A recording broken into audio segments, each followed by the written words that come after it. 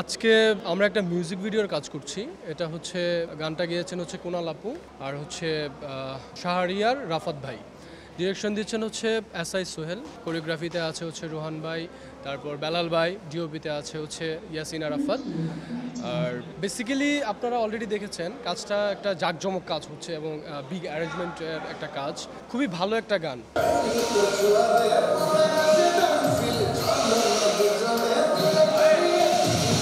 Like হয় না যে একটু পার্টি টাইপের সং, আশা করি অডিয়েন্স খুব পছন্দ করবে।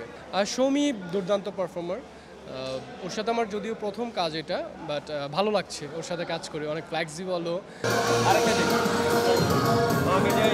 যত সম্ভব যতটুকু পারছি চেষ্টা করছি যে কাজটাকে ভালোভাবে করার, যেন অডিয়েন্স দেখে মুগ্ধ হয়, মজা পায়, কাজটাকে সবাই অ্যাপ্রিসিয়েট করে। বর্তমানে হচ্ছে আমি একটা স্ক্রিপ্ট নিয়ে ব্যস্ততায় আছি। আমার রোজার মধ্যেই শ্যুট হওয়ার কথা ছিল, বাট আসলে রমজান মাস তো এই জন্য মুভিটা চাচ্ছি যে রমজানের পরে করতে, কারণ আমার যে ডিরেক্টর এবং প্রডিউসার সে বললো যে আমরা রমজানের পরে স্টার্ট করব। সো স্ক্রিপ্টটা নিয়েই আছি, গল্পে ঢোকার চেষ্টা করছি, ওই ক্যারেক্টারটাকে পড়ার চেষ্টা করছি, কারণ গল্পটা অনেক সুন্দর এবং সিনিয়র একজন ডিরেক্টর, খুব ভালো একটা প্রজেক্ট সামনে আসতে যাচ্ছে। আশা করি খুব ভালো হবে কাজটা। এই ব্যাপারটা যদি বলতে যাই, আসলে এটা কষ্ট ছাড়া কিছুই নাই, কারণ আমাদের দেশে যেটা হলো এটা আসলে মেনে নেওয়ার মতো না। একটা নর পিচাস অথবা সাইকোল লেভেলের কেউ না হইলে না এইরকম কাজ করতে পারে না। মানে যখন আমি খবরটা শুনেছি আমার এখনো শরীরের পশম হয়ে যাচ্ছে, কিভাবে পারে এটা 6 বছরের 8 বছরের শিশুর সাথে। এটা মানে আমরা এটা একদম তীব্র নিন্দা জানাই।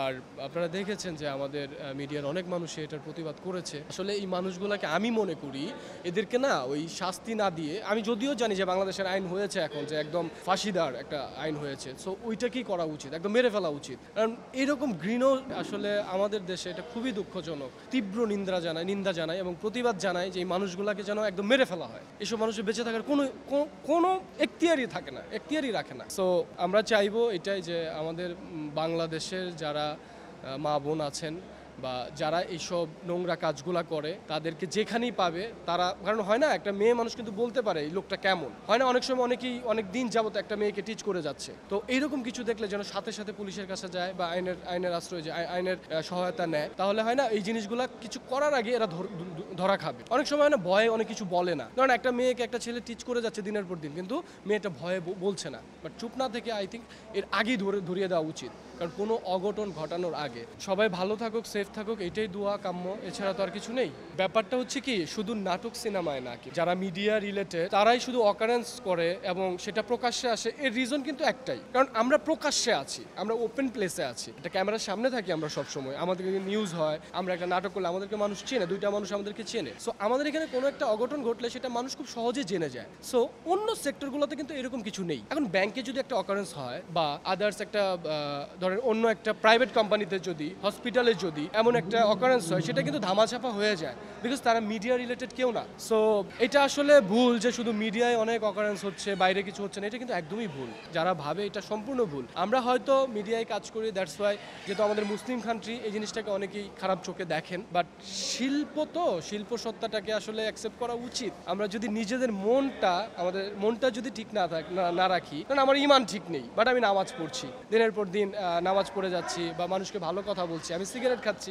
আরেকজনকে বলছি আপনি সিগারেট খেয়েন না, এটা কিন্তু ঠিক না। আমাদের হাদিস কুরআনেও কিন্তু এমন আছে, আমার নবী মিষ্টি খুব ভালোবাসতেন। তো একজন তার ভক্ত বা একজন মহিলা এসে তার বাচ্চার কথা বলছিল যে আমার বাচ্চাটা মিষ্টি খায়, হুজুরে পাক আপনি একটু না করে দেন, বলেছিল, এরকম একটা হাদিস আছে। তখন হুজুরে পাক না করেনি, এক সপ্তাহ না করেনি, এক সপ্তাহ পর সে না করছে। তখন সে প্রশ্ন করছে যে আপনি এক সপ্তাহ আগে কেন না করলেন না, এখন কেন না করলেন? তখন হুজুরে পাক উত্তর দিল যে দেখো, এক সপ্তাহ আগে আমি নিজেও মিষ্টি খেতাম, তাই আমি একজন নিজে মিষ্টি খেয়ে একটা বাচ্চাকে কিভাবে আমি না করি। সো এটাই, যে অকারেন্স করে সে আগে শুধরাতে হবে, তারপর আরেকজনকে বলতে হবে। সো অকারেন্স সব জায়গায় হয়, শুধু প্রকাশ হয় মিডিয়াটা।